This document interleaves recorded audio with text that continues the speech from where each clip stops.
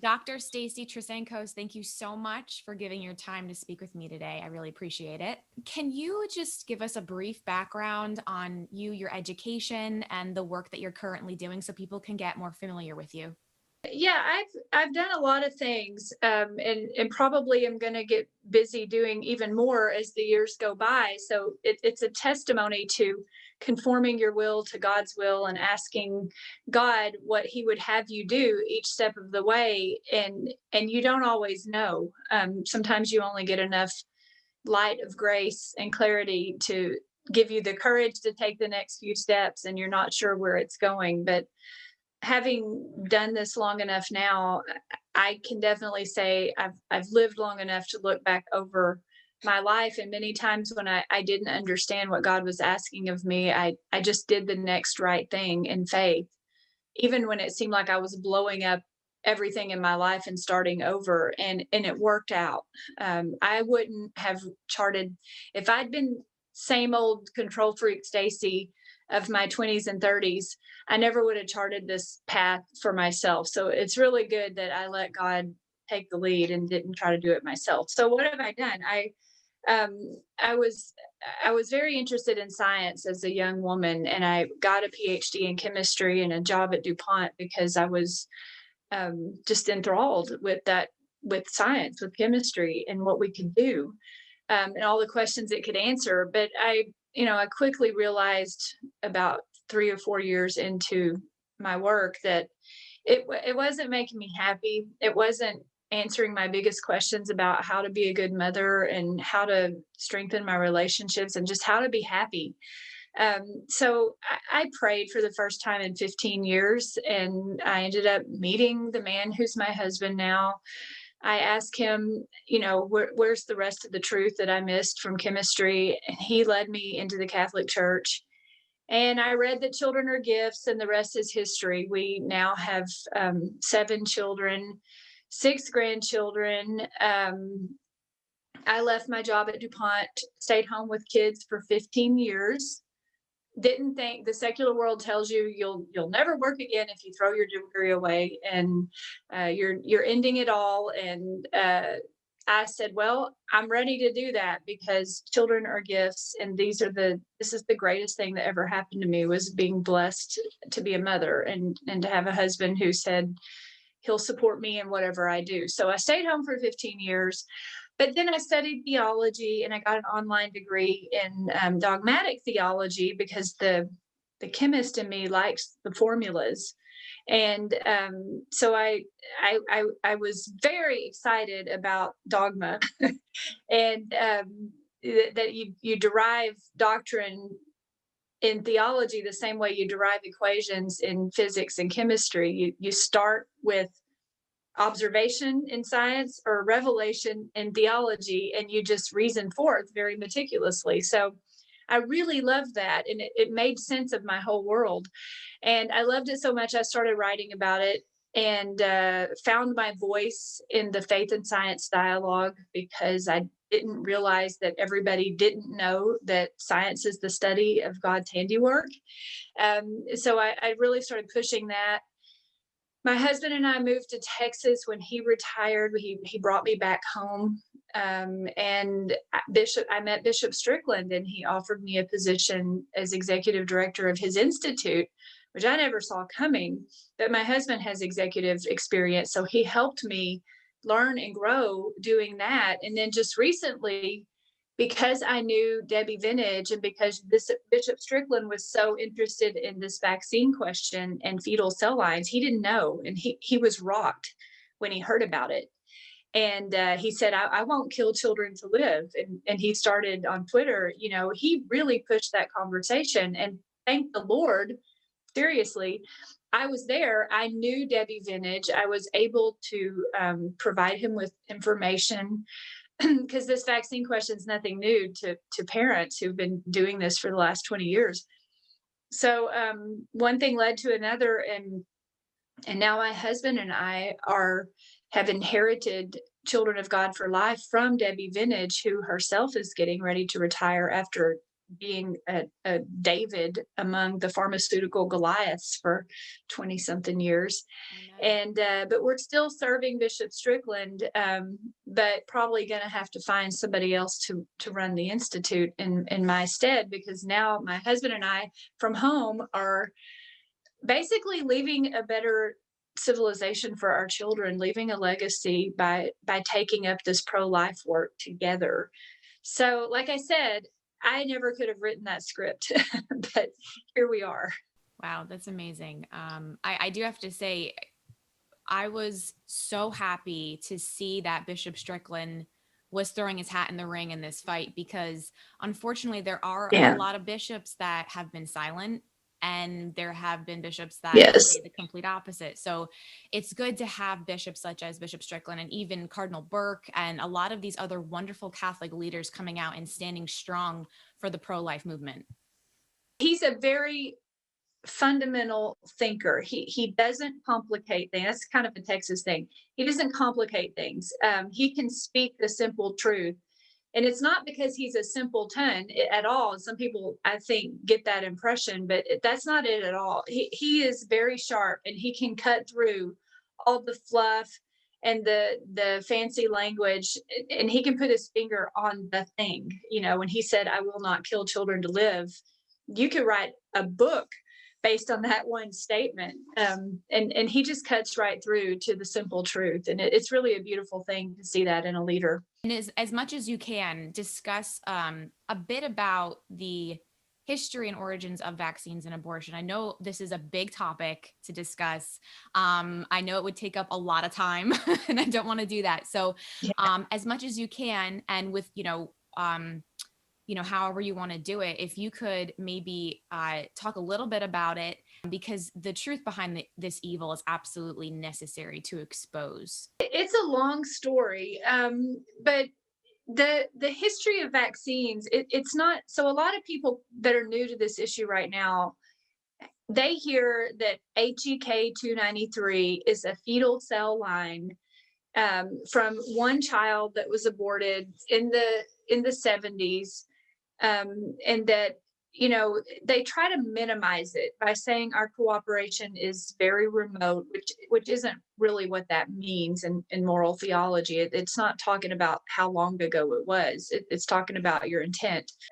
They get the impression that maybe it's not that big of a deal. And, you know, especially when people started saying, well, so many of our pharmaceuticals are tested in HEK 293. It's the second most popular fetal cell line. And these are the cells that are grown from an original child that was aborted. And then some even said, all of a sudden, after all this time, somebody's like, you know what? It might not even have been an aborted child. Maybe it was a miscarriage, which is ridiculous. It's, there have been decades where if that were the case, it certainly would have been easier for the researchers and pharmaceutical companies to say, look, it was a miscarriage. And the fact is, it wasn't. The doctor himself, Van der Ebb, who did this research, said in an FDA transcript that it was an abortion back in 2005. So there was never any correction of that. But the point is, the history of this, going back to the polio vaccine and the research in the 1930s and 40s and 50s, done in our country with the support of our government, they were done using aborted children. It wasn't just the cell lines. I mean, the cell lines themselves was not just one experiment. There were 293 stands for 293rd experiment. Were there 293 experiments from one child? Were there multiple children? They don't say. But the research itself on the polio vaccine and later the rubella vaccine, they used aborted children in several places. Sometimes they needed cells to get the virus. In the case of rubella, and with the polio vaccines, they were doing research on the vaccine itself by using aborted children. So we have all of this outlined at Children of God for Life. And, you know, some of the scientists that were doing this work even won the Nobel Prize for their research. And they admit embryos between 12 and 18 weeks gestation. So they're not really embryos like we would call them fetuses today. They're all children, but they're not really like little cells without arms and legs. They were developed. Um, they were used, and they say themselves they didn't use tissues and cells from stillborn children, just because you don't, any woman who suffered a miscarriage or a stillbirth, you don't suddenly, the baby doesn't just die and then emerge 5 minutes later. Usually there's something wrong with the child, and they die in the womb, and you deliver them days later. So they wouldn't have wanted stillborn or miscarried children because they needed cells that were still living. They needed, so there's a whole question, did they take these children live from the mother's wombs? And in some cases, they say they did. They kept them alive. In some cases, they just don't say, but they imply that they did. And so, I don't want to go so far as to say I knew exactly when and when they did and did not have live children, because it doesn't matter. They killed them either way. But I do know this: for the success of this research, any biomedical research, usually you need live cells, live tissues. It's just like with organ transplants. You don't go to a cadaver 5 days later and get organs and transplant them, because you need organs that are still fresh. So in all of these experiments, and even the research going on today, there is, if the goal is to have the best materials and to have success in the experiments, that all leads toward wanting as fresh of samples as possible, which leads toward, if they're not right in the next room after the abortion occurs, there's people right there waiting to preserve the tissues. The scientific papers I read now, even it says they need the tissues 5 minutes after death. So you can put all that together and infer a little bit about what's going on. It's very dark, it's very evil. Um, in the papers from the 1930s, in the polio and then the rubella research, in developing these fetal cell lines to grow other vaccines in, and even in research that goes on today in genetic research, mostly with aborted children. They there's always a need for fresh tissue, and there's not a lot of detail given about how they get it. So that's kind of where we are right now. So for someone to say the COVID-19 vaccine is so remote using HEK 293, those people just don't understand the depth and breadth of this bigger issue about using aborted children in science. Period. They are the gold standard lab rat in the scientific community, because they're little tiny human bodies. So that's where we are. That's where we are in our country right now. We can let our lawmakers know and let the pharmaceutical companies know we're not going to pay for things. The dollar speaks. To mobilize our consciences in favor of life, like Dignitas Personae says. And we're trying to help people move into that. But the fact of the matter is, yes, these vaccines, the COVID-19 vaccines, whether they were produced or tested, their testing depended so heavily. It is true to say that these vaccines, their existence depends on the cells that were derived from an aborted child. But it's useful to wake people up to the bigger issue. The bigger issue, honestly, is in genetics right now. They are using aborted children. I mean, there are places that procure the tissues, coordinate with the women who are aborting and the doctors who are going to do the abortions, and the timing, because they need fetal samples of certain ages. That is coordinated globally. It's going on in our country with funding from the NIH, from private industry, from the universities. The ethical boards at the universities basically tell themselves what they think it's okay for themselves to do. And this is a huge issue right now. There is a bunch of biomedical research, especially in genetics, that's being done by chopping up aborted children in the lab and dissecting their organs like they're lab rats. And they're, one of the biggest projects is called the Fetal Cell Atlas. They're trying to get the entire genetic sequence, the nucleic acid sequence of cells throughout the trajectory of going from a zygote and differentiating into a fully functioning organism. they're trying to build that because they're trying to figure out how to cure most pediatric deaths. And they probably will learn how to cure many genetic conditions because they're going to understand how they start in the growing unborn child. But that's happening now. And if we don't do something now to stop it, in 10 years' time, there won't be a cure out there that won't have been developed using aborted children. It's interesting because we think about the pharmaceutical companies and, we think, well, why are they using humans? Why are they using human cell lines? And at the end of the day, it comes back to profit. It comes Yeah. to money. It comes to funding. It comes to the grants, all this stuff that they're getting to do this. And like you said, we have to take a stance, Catholics who don't want to benefit from this and say, I don't want anything to do with abortion, nothing. Mhm. So eventually, and even in the 2005 Pontifical Academy for Life document, when it says, fathers and Catholics, and I'm paraphrasing here, but they need to take a stand Yep. against these pharmaceutical companies and say, no more, stop this. This is wrong. This is unethical. It's evil. And we will not partake in it. Amen. And the thing that I'm trying to get at is if Catholics, when still knowing this, still continue to take part in it, it just continues to feed the pharmaceutical companies to continue to produce the vaccines in this way.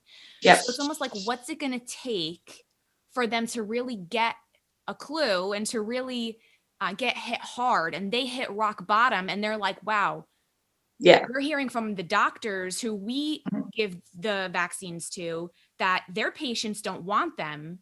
So now we don't know who to give them to. And it's just this domino effect. I would love to say to pharmaceutical company, and that's part of the work that we're organizing is instead of just a person here and there emailing, we're trying to organize where there's one day where tens of thousands of people blast an email to this or that company, this or that lawmaker. So we're in the process of, my husband and I are getting that organized for children. It's something we can do. But I would love to be able to say to these companies and the lawmakers, 205 million Christians are uniting against this, because then they would listen. But the sad fact is, I don't think that's realistic. I don't think we're going to get 205 million Christians to lock arms with one voice like you're talking about. I don't think we can even get a percentage of the I don't think we can get most Catholics to do that. But if we could get a significant fraction of Catholics to do what you just said, it would start to make a difference. So how do you do that? It's frustrating. Debbie Vintage can tell you she did it for 20 years. You just kind of have to say, I'm never going to shut up until you have to nag. You have to be a nag. It's like, I'm not going to let this go until you do it right. Dr. Trasancos, where can people find you on social media and follow your work? I'm on Twitter, but I don't really like Twitter because it's like too yelly. I'm mostly on Facebook. I've been on Facebook since 2008.